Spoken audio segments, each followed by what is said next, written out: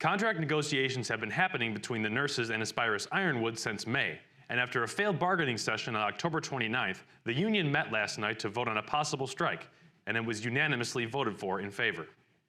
The nurses are seeking more fair labor practices from Aspirus if they are to agree on a new contract, and Aspirus's proposed deal was said to eliminate wage structures that reflect nurses' experience level, as well as lowering wages for nearly half the nurses to a new pay structure. We're just trying to let Aspirus know that we're serious about trying to get a good contract, and right now the ball's in their court to get something back to us, so we can continue bargaining to get this fair contract.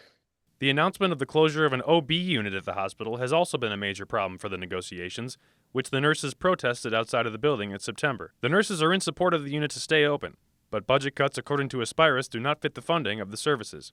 Sarah Trudgeon, president of the local nurses union, says that the community is behind them in regards to the OB unit closure.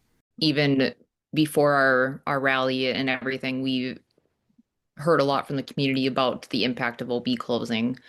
And I believe our community, they trust us when they come into the hospital. Aspirus has responded to the possible strike by saying that they are disappointed in the strike being authorized and have brought to the table a market-based wage structure that rewards all nurses, rather than a step schedule that is more geared towards the experience level. Quote, "We are determined to continue bargaining in good faith to deliver on our threefold commitment to our patients, to all our people, and to the communities we are honored to serve."